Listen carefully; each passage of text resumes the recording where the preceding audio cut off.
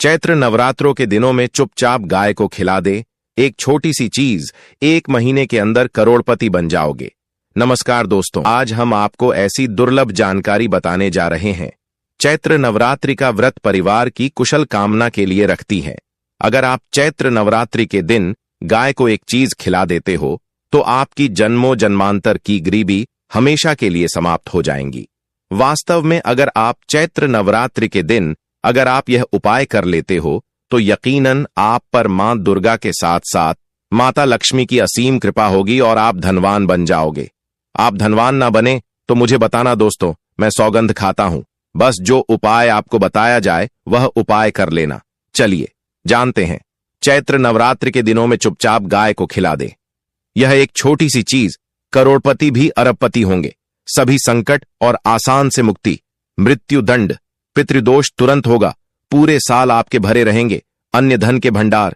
यूं कहें कि आपकी 7 पूछतें तक करेंगी। रूपों पैसों पर राज बैंक बैलेंस बढ़ता चला जाएगा। आपके घर में वेतन है, वह कभी खर्च नहीं होगा और बढ़ता ही जाएगा। सभी दुख दर्द संकट कष्ट दूर हो जाएंगे, दूर, और सभी सुख आपके कदमों में आ जाएंगे। सभी सुख आपके कदम चूमेगी। यदि आप यह एक छोटी और खास चीज चुपचाप गाय को खिला देते हैं तो तत्काल गरीबी आपके जीवन से खत्म हो जाएगी। योग से राजा बन जाता है और 33 कोटि देवी देवताओं को धारण करने वाली गौ माता की असीम कृपा व्यक्ति पर आजीवन बसती है। व्यक्ति के घर में कभी भी अन्य धन वस्त्र की कमी नहीं होती। अन्य धन के भंडार व्यक्ति के घर में भरे रहते हैं।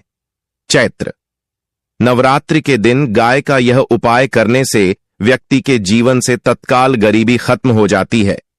तो दोस्तों, कौन कौन से गौ माता से जुड़े खास और महत्वपूर्ण उपाय हैं जिन्हें यदि चैत्र नवरात्रि 2025 के दिन कर लेते हैं तो दोस्तों, गाय का उपाय बताने से पहले मैं आपको चैत्र नवरात्रि पूजा के बारे में थोड़ा सा जानकारी दे देता हूं कि चैत्र नवरात्रि कब है और इस महीने में किस तारीख को है। तो इस वर्ष चैत्र नवरात्रि 29 मार्च 2025 से प्रारंभ हो रही है। चैत्र नवरात्रि के दिन आपको पवित्र नदी में स्नान करना है। इस दिन सभी वक्त जन्मांत दुर्गा का व्रत रखते हैं। इस दिन मां दुर्गा के 9 रूपों की पूजा की जाती है। माता लक्ष्मी की पूजा करने के साथ साथ गौ माता की पूजा अवश्य ही करते हैं और गौ माता को कुछ न कुछ जरूर ही खिलते हैं। इससे मनुष्य के जन्मों जन्मांतर के गरीबी हमेशा के लिए नष्ट हो जाती है। दोस्तों, जिस दिन का इंतजार दुनिया भर के हर पंडित, एस्ट्रोलॉजर और हर हिंदू भाई है को रहता है, वह दिन अब आ गया है। दोस्तों, आपकी जानकारी के लिए बता दें, हिंदू धर्म में चैत्र नवरात्रि बहुत ही धूमधाम से मनाई जाती है। इसमें सबसे पहले मां दुर्गा के 9 रूपों की पूजा की जाती है। माता तुलसी की पूजा की जाती है, देवी देवताओं की पूजा की जाती है और जो भोग बनाया जाता है वह मां दुर्गा को चढ़ाया जाता है और उनकी विधि विधान से पूजा की जाती है। गौ माता की पूजा की जाती है, लेकिन इनमें सबसे ज्यादा महत्व चैत्र नवरात्रि का माना जाता है। शास्त्रों में, वेद पुराणों में साफ साफ लिखा हुआ है, चैत्र नवरात्रि मां दुर्गा के 9 रूपों का आशीर्वाद प्राप्त करने का सबसे सुनहरा दिन होता है। इस दिन मां दुर्गा बहुत ही ज्यादा प्रसन्न मुद्रा में होते हैं और अपने दोनों हाथों से अपने भक्तों पर कृपा बरसाते हैं। एक तरफ दोस्तों मान्यता है, चैत्र नवरात्रि के दिनों जो सूर्य होता है वह अन्य दिनों के मुकाबले सबसे ज्यादा प्रकाशमान होता है। इस दिन मां दुर्गा की विधि विधान से 9 रूपों की पूजा की जाती है और सूर्य देवता को आगे दिया जाता है। महिलाएं चैत्र नवरात्रि का व्रत रखती हैं। दोस्तों, अगर आप नहीं जानते तो आपकी जानकारी के लिए बता दें, एक व्यक्ति की कुंडली में अगर चंद्र ग्रह की स्थिति अच्छी है तो उसे व्यक्ति का भाग्य हमेशा उसका साथ देता है। वह व्यक्ति जिस कार्य को भी शुरू करता है उसे कार्य में उसको सफलता प्राप्त होती है। इसीलिए चैत्र नवरात्रि को हमारे हिंदू धर्म में बहुत ही ज्यादा विशेष और खास महत्व दिया गया है। आप लोगों की जानकारी के लिए बता दें, चैत्र नवरात्रों के दिनों में 52 तरीके के शुभ योग बन रहे हैं। कई सालों के बाद सूर्य का प्रकाश इतना प्रकाशमान होगा जितना कभी नहीं हुआ, क्योंकि चैत्र महीने में साल का पहला सूर्य ग्रहण लगने जा रहा है। 130 साल में ऐसा दुर्लभ संयोग बनने जा रहा है। इसलिए इस बार के चैत्र नवरात्रि के दिन लक्ष्मी योग, ग्रह योग, नक्षत्र योग, अमृत, सिद्धि योग जैसे शुभ योग का निर्माण हो रहा है। चैत्र नवरात्रि के समय में पूरे दिन का व्रत करना चाहिए। चैत्र नवरात्रि मां दुर्गा का आशीर्वाद प्राप्त होता है। नवरात्रि तिथि के दिन ब्रह्म मुहूर्त में सोकर नहीं उठ सकते हैं, किसी पवित्र नदी में जाकर स्नान नहीं कर सकते हैं, पूरे दिन का व्रत नहीं रख सकते हैं। वैसे तो दोस्तों, चैत्र नवरात्रि के दिन स्नान और प्रात का विशेष ही महत्व होता है, लेकिन इस दिन अगर आप ज्योतिष शास्त्र तंत्र शास्त्र के अनुसार एक गाय वाला उपाय विधि विधान से कर लेते हैं तो इस उपाय को करने के बाद साक्षात आपको और माता लक्ष्मी वह असीम आशीर्वाद श्री हरि विष्णु की कृपा से आपके नवग्रह आपका साथ देना शुरू कर देंगे। आपके राहु केतु की दशा अच्छी हो जाएगी, क्योंकि एक व्यक्ति के जीवन के भाग्य का राहु केतु का नियंत्रण मां दुर्गा के हाथों में होता है। दूसरी तरफ इस उपाय को करने के बाद आपके जीवन में धन आना शुरू हो जाएगा। आपके जीवन में जो धन आएगा उसमें वृद्धि होगी, वर्षा होगी। आपको अपने जीवन के समस्त प्रकार की आर्थिक कष्टों से मुक्ति मिल जाएगी, क्योंकि दोस्तों, अगर मां दुर्गा और माता लक्ष्मी एक व्यक्ति को आशीर्वाद देती है, उस व्यक्ति को करोड़पति बनने से दुनिया की कोई भी ताकत नहीं रोक सकती है। अब आप सोच रहे होंगे कि गाय को ऐसा क्या खिलाने से और ऐसा क्या उपाय करने से आपको मां दुर्गा और माता लक्ष्मी का आशीर्वाद मिल सकता है। तो दोस्तों, आपने देखा होगा, जब भी आपके घर पर दिवाली की पूजा होती है या धनतेरस की पूजा होती है या फिर नवरात्रों की पूजा होती है, तो आपके घर वाले गौ माता की पूजा जरूर करते हैं और गौ माता को जो भोग होता है उसमें से कुछ ना कुछ खिलाते हैं। ज्यादा नहीं तो 2 पूरी अवश्य ही खिलाते हैं। तो दोस्तों, आपको इस उपाय को चैत्र नवरात्रि के दिनों में करना है और सूर्य देव को आगे देना है और उनकी विधि विधान से पूजा करना है। इस बार जो चैत्र नवरात्रि इस वीडियो में आपको गौ माता से जुड़े उपाय के बारे में बताने वाले हैं, जिन्हें करने से आपके जीवन के जो भी दुख दर्द संकट है या कामयाबी होने में कोई बाधाएं आ रही है, सभी से छुटकारा मिलने वाला है। यूं कहें कि आपके जीवन में अपार धन सुख, कभी भी धन से संबंधित परेशानी नहीं रहेगी। यदि आपकी जिंदगी प्रबल हो जाएगी, धन प्राप्ति के योग्य बन जाएंगे और जीवन में सदैव अन्य धन के भंडार आपके घर में भर रहेंगे। अन्य धन वस्त्र कभी कमी नहीं होगी। आपको बता दें, इस चैत्र नवरात्रि मां दुर्गा की पूजा के साथ साथ हनुमान जी मंगल देवता और भगवान शनिदेव की भी पूजा जरूर करनी चाहिए। आपको बता दें कि इस दिन यदि आप हनुमान जी और मंगल देवता भगवान शनिदेव की पूजा करते हैं तो मंगल का ग्रह जनित दोष भी दूर हो जाता है। व्यक्ति के जीवन में धन सुख संपत्ति की प्राप्ति हो जाती है। समस्त मनोकामना व्यक्ति की पूर्ण हो जाती है।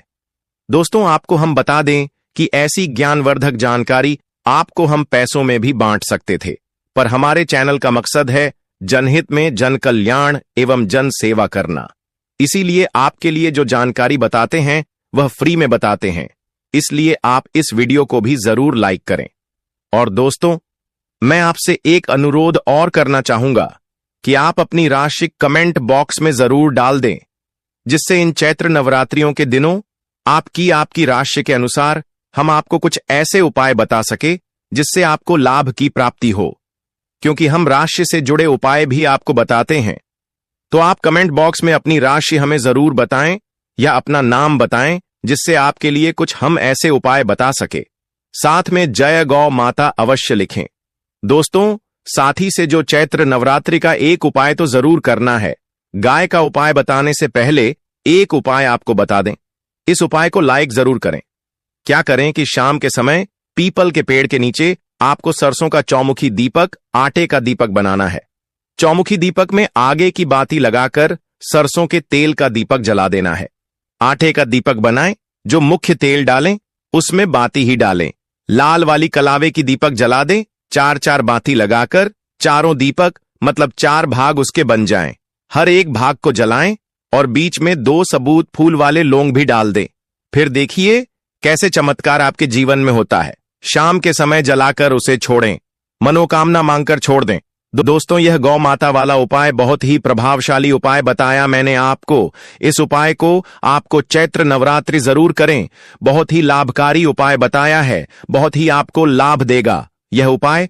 और अब बात करें गौ माता से जुड़े कौन कौन से उपाय आपको इस दिन मतलब गाय से जुड़े, जिन्हें करने से व्यक्ति को 7 पीढ़ियों तक बैंक बैलेंस की कमी नहीं होती, दुख दर्द संकट कष्ट दूर हो जाते हैं और सभी सुख व्यक्ति के कदमों में आ जाते हैं।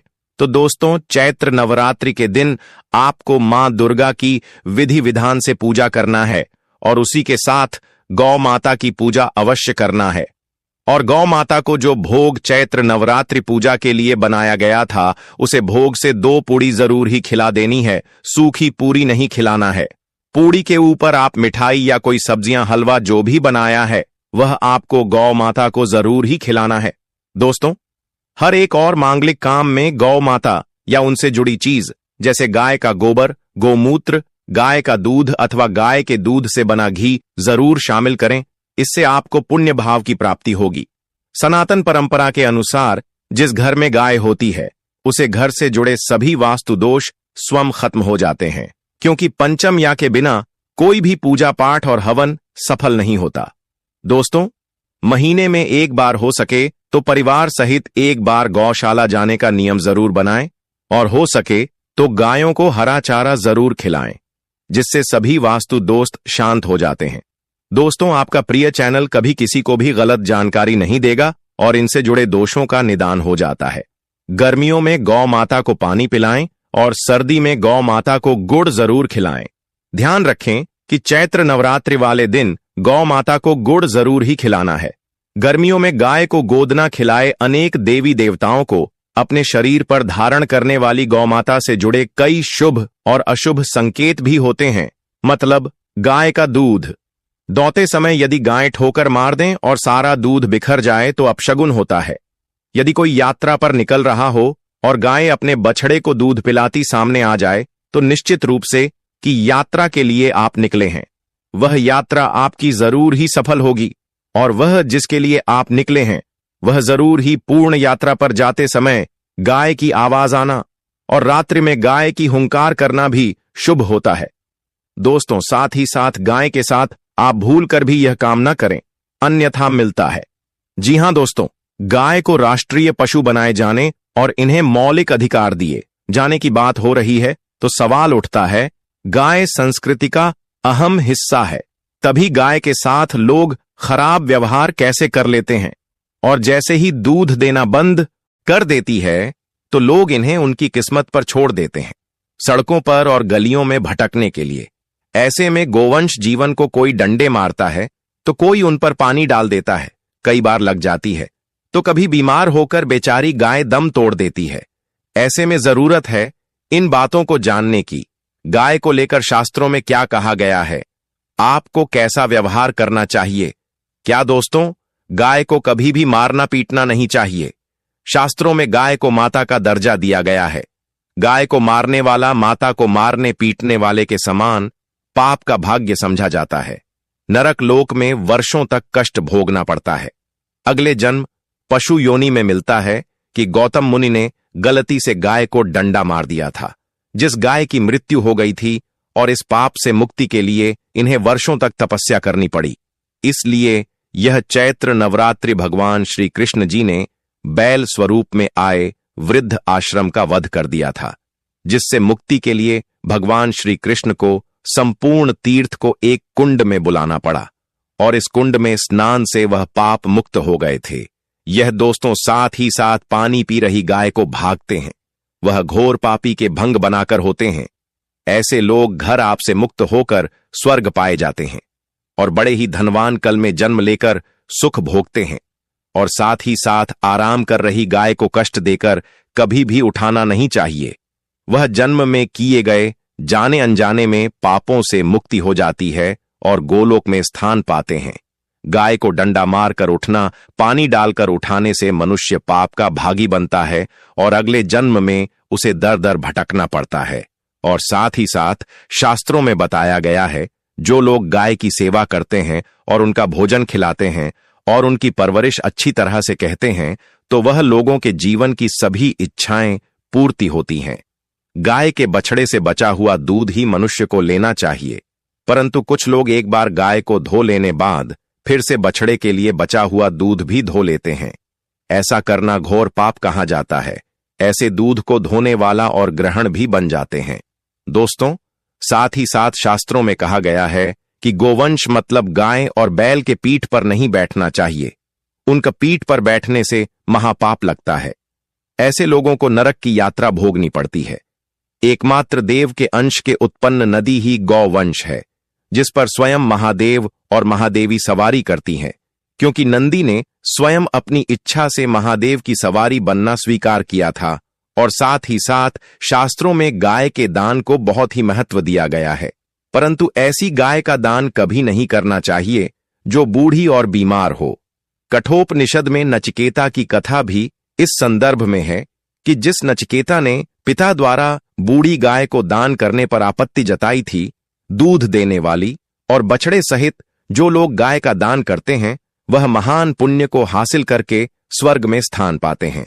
दोस्तों, साथ ही साथ सूर्य चंद्र मंगल या शुक्र की युक्ति राहु से हो तो पितृदोष होता है। यह भी मानता है कि सूर्य का संबंध पिता से एवं मंगल का संबंध रक्त से होने के सूर्य, यदि शनि राहु या केतु या दृष्टि हो तथा मंगल की युति राहु या केतु से हो तो पितृदोष होता है। इस दोस्त से जीवन संघर्ष में बन जाता है।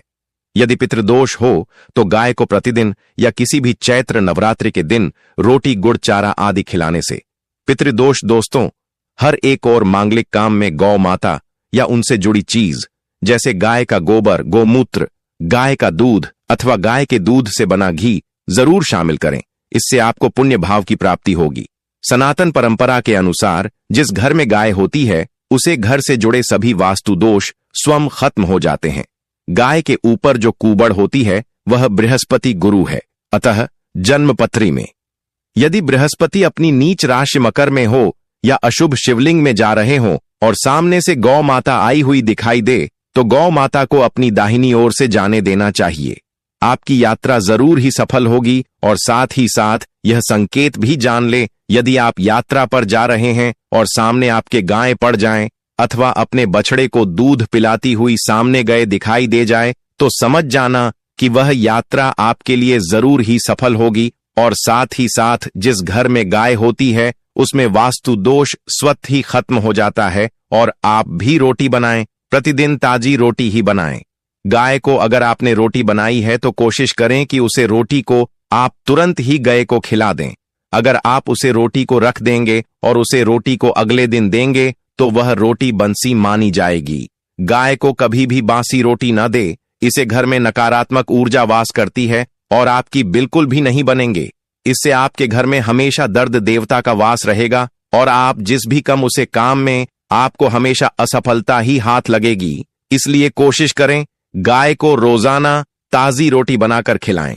बासी रोटी गाय को न दें और साथ ही साथ सड़ी गली चीज गाय को नहीं खिलानी चाहिए कि घर में कोई फल है, कोई सब्जी है, सड़ जाए तो लोग क्या करते हैं, गाय को देते हैं।